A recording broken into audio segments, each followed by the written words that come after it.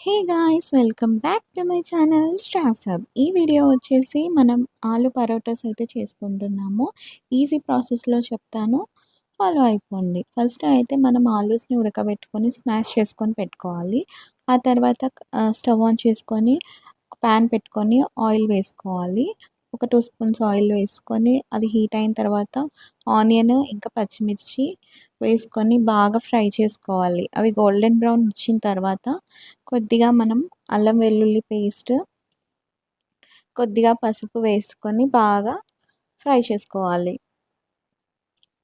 And మీలో ఎంతమందికి ఆలు పరోటా అంటే ఇష్టమో నాకు తప్పకుండా కమెంట్లో చెప్పండి. చాలా ఈజీగా అయిపోతుంది ప్రాసెస్ అయితే. మా వీడియో ఫాలో అయిపోండి అండ్ ఆలు పరోటాస్ మంచిగా ఎంజాయ్ చేసేయండి.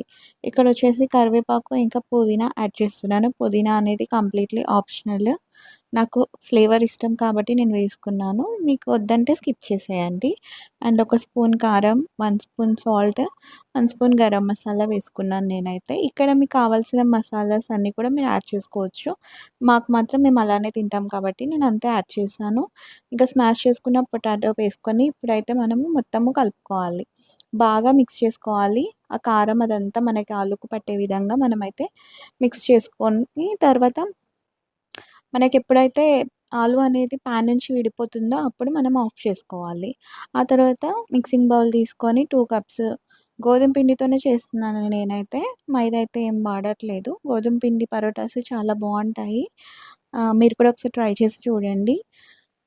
కొద్దిగా వాటర్ పోసుకొని మనము చపాతీకైతే ఏ విధంగా తడుపుకుంటామో సేమ్ అదే విధంగా తడుపుకోవాలి. ఇంకొంచెం గట్టిగా అట్లయితే తడుపుకోవద్దండి. సాఫ్ట్‌గానే తడుపుకోవాలి. కొద్దిగా ఆయిల్ వేసుకొని మళ్ళీ నేనైతే కలుపుకుంటున్నాను.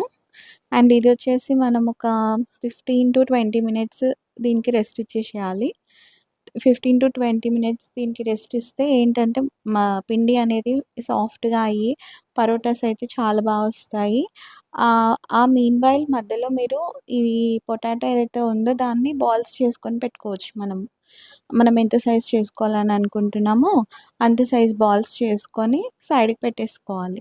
ఆ తర్వాత మళ్ళీ 20 మినిట్స్ తర్వాత నేను మళ్ళీ ఇప్పుడు కలుపుతున్నాను. పిండిని మళ్ళీ బీట్ చేసుకోవాలి. ఎంత అయితే చపాతీ అదే ఎంతైతే పరోటా చేసుకోవాలనుకుంటున్నామో అంత అయితే మనం తీసుకొని దాన్ని రౌండ్‌గా చేసుకోవాలి. ఇట్లా మధ్యలో మనం స్టఫ్ పెట్టుకునే విధంగా దాన్ని స్ప్రెడ్ చేసుకొని మధ్యలో అయితే మనం పొటాటో పెట్టుకొని మొత్తం కూడా ఇట్లా క్లోజ్ చేసుకోవాలి. బిగినర్స్ కూడా ఈజీగా చేసేయచ్చు. తప్పకుండా ట్రై చేయండి.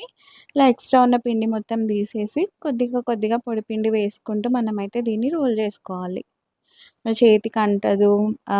కింద ఆహ్, చపాతీ రోలర్‌కి దేనికి కూడా అంటదండి. చాలా అంటే చాలా బాగా వస్తుంది.